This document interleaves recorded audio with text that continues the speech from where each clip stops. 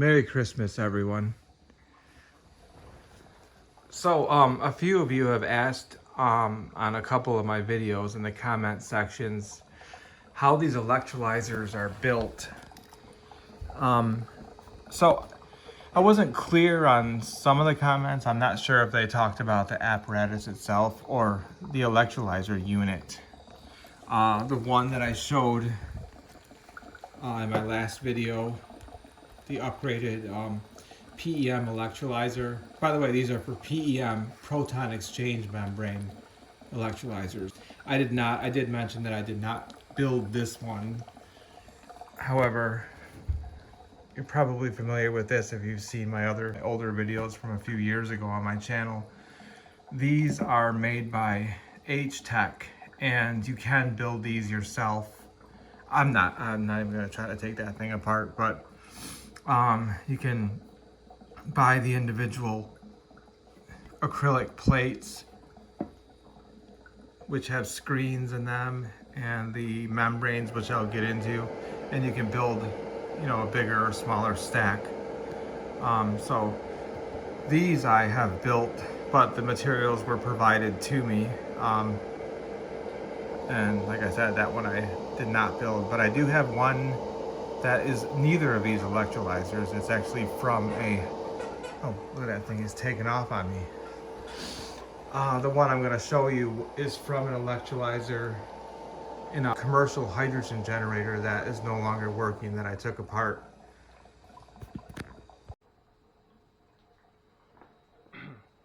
So here we go. Inside of one of these electrolyzer stacks, they are stacks. As you can see here, there's 1, 2, 3, 4, 5, 6, 7 layers. There's 8 acrylic plates, but there's 7 layers in between, and that is the actual MEA. It's the membrane electrode assembly, which I will show you one close-up. And that's what actually does the work. Inside the plates, you need channels. As you can see right here, you need channels for water to flow in and hydrate the cell, water and oxygen to flow out. And then this is just every on the other side of this layer is if we were to take all of these off, unbolt those, and look at the other side of this, it just looks like this.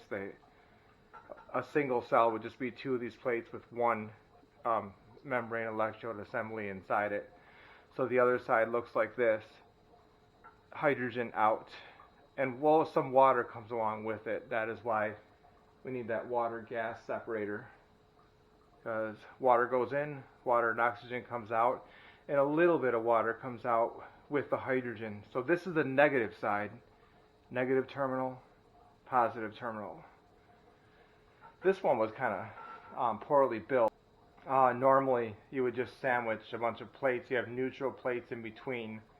That's what these are. They're like the neutral plates. They're just the interconnecting them electrically, since it can't go through the acrylic. Normally you do not use plastic in between.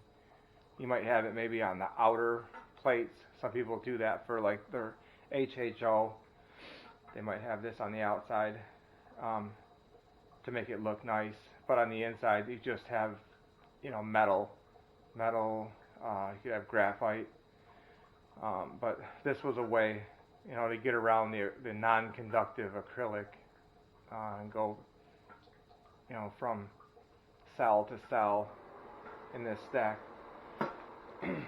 So here we go. We get a paper towel here. So the reason why this little rubber tubing is on here, and the reason why these are underwater, is for the same reason. From what I've read, I don't understand. These are shipped dry, but they say they're supposed to be kept hydrated, and I don't want to take any chances. I'm not sure why they're shipped dry. It's like they're not hydrated when I got them. I don't know how long they were sitting on the shelf in the factory. But so I just keep it under distilled water in case I want to try to restore this one.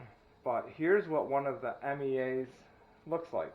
So This clear plastic looking stuff is Nathian, made by DuPont. It's a Nathian membrane. These holes right here are for gas to go through. You have a whole channeling system where you have like oxygen and oxygen, hydrogen and hydrogen. And then the circle on each side is so you can see there's damage to that. But these are the electrodes. So what that is carbon, I think it's carbon nanotubes with platinum deposited on each side of the Nathian. And then you sandwich these. That's what's under those screens. It's just a little square piece. You can see this one's much bigger. So sandwiched in between each one of these is one of these membrane electrode assemblies. This clear stuff is the membrane, and the carbon and platinum deposited on each side would be the electrode. And this is what the platinum in here is the reason why PEM cells are so expensive, and that's why most people choose to go with HHO, the alkaline HHO, where you just use KOH, potassium hydroxide, and distilled water. So anyway, that is the inside of a PEM cell. So to give you a better understanding of a PEM cell, here's an image I found on the U.S. Department of Energy's website. The sort of salmon-colored rectangle in the middle is the MEA assembly that I held up, which is clear Nathian membrane with the electrodes deposited on each side. And those electrodes are depicted here as the cathode and anode. Cathode would be negative, anode is positive. And as you can see in this image on the right side, on the anode side, you have H2O going in and O2 coming out. If you remember, this water input and oxygen output were two of the ports I showed you on the actual electrolyzer. Then on the opposite side, the cathode, you see the hydrogen outlet, which I showed you on the physical electrolyzer. But the way the hydrogen gets through that rectangle in the middle is depicted by this H plus ion moving from right to left. That is actually a proton, a hydrogen ion, which is just simply a hydrogen atom without its electron, is simply just a proton. That is small enough, it's a subatomic particle, it's small enough to fit through the gaps in that plastic-like material, the Nathian I showed you, that those will make their way through as they're attracted to the negative side. And the part I don't quite understand, I need to do a little more research on it, is how these hydrogen ions drag water molecules along with them, as you saw in my apparatus, and any PEM electrolyzer works the same way. There's always water coming out of the hydrogen outlet, and that's why you have to do things like use a water gas separator. Now I guess you with an alkaline cell you could do a nice looking apparatus like this. You still could do that. You would just put your stack under there, and you would not need the water gas separator. You just have your I guess you wouldn't need this either. This is I've mentioned in the previous video, I'm just filtering the water to remove any ions, because that's the other thing with these expensive PEM cells. You have to make sure your conductivity of the water is extremely low, whereas with your alkaline cell you do not have to worry so much about. In fact, you don't have to worry at all about that. I just wouldn't use tap water because that's going to contaminate. It could damage your electrodes and contaminate your solution really quickly, and even create toxic substances to be formed.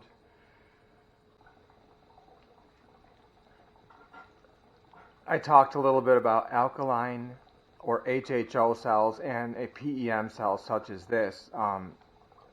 Here, obviously, it's a PEM cell, so you have more connections. You have your hydrogen output here and oxygen output here, oxygen and water.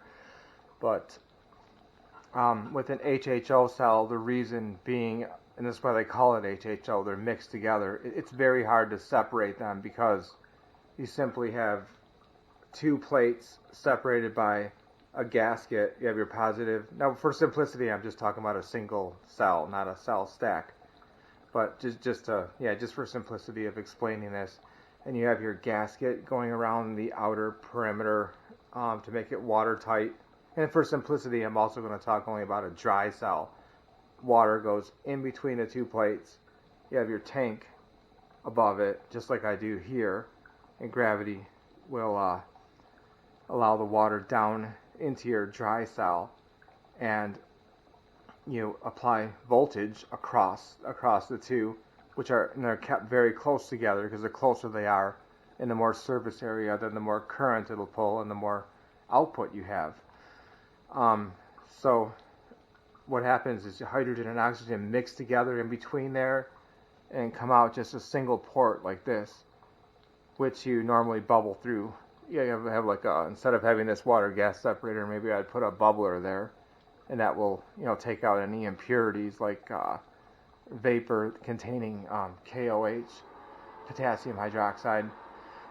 But in this apparatus, so this is gravity fed, just like most I guess all HHO systems I've ever seen. I've never seen a water pump used, but for PEM, a lot of times a water pump is used to pump water in here from here, and then it just comes out. No, actually I had that wrong. These cross right here. This was not the hydrogen output. That goes over to here. That is the oxygen output and water output. I was going to say with a water pump, that's just flowing through really fast, keeping the cell cool, which is very good. For another downside of PEM is keeping if you do not keep them cool. Right now it just feels slightly warm to the touch, producing 1 liter a minute right now. If I was to turn that up to say 2 liters a minute, gravity fed feeding would probably not be sufficient because the internal temperature would get too high, and the downside of PEM is that it can break down and degrade the cell, and it actually would not last me very long. I mean, there's positives and negatives to each, I guess. You don't have any caustic chemicals, so you just need sufficient cooling if you wanted to run it at maximum for a long period of time. But yeah, so in my apparatus, so I had it wrong. It's this side is the hydrogen output, and you can see a lot of water is coming along with it.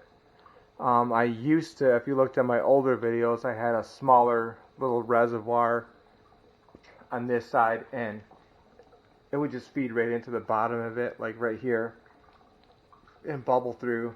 There would be water in there that was carried over, and it would bubble through there, and through the top I had a rubber stopper and a piece of tubing that went into a balloon or whatever I was doing with it. Could have been my Bunsen burner, and the water would be trapped in that smaller reservoir, and then once in a while I would use like the force of the back pressure from the balloon to push it down back into this tank through a line. But in this case, this valve right here is keeping a little bit of back pressure on the water gas separator, and it's making sure that the water is being pushed back through this hose in the rear, through the water filtration back into the tank. So water and hydrogen come in here, water falls down to the bottom and is delivered through the filtration back into the tank, and then only hydrogen, well, actually you can see some water dripping through there. The reason for that is condensation. As this warms up, you start to get, the warmer the water is, the more vapor it'll carry along with it. So for my application, I'm not too concerned about that, but if you need very dry hydrogen, you would have to use like a desiccant or something like that. in addition to this. Well, it's not that bad, really. If you look in the line here. Yeah, and then the balloon is floating right now, so the water just falls down and kind of stays in the line, and by the time the balloon's done, none of it has entered the balloon. So, yeah, that's pretty much it. I'm gonna wrap it up here. Let me know in the comments if you need any additional help on how these are constructed, either the electrolyzer stack itself or just the apparatus for delivering water to it and gas out of it into your balloon. And if you're interested in filtration, I could do a separate video on that. This is just ion exchange resin inside here. It's pretty cheap. This thing is only 20 bucks for this cartridge, and if you were to buy just the resin itself that's in here, it would be even less. You buy it by the kilogram, and it's pretty cheap, fairly cheap. Thank you so much for watching, and if you haven't already, please don't forget to subscribe, share, and like.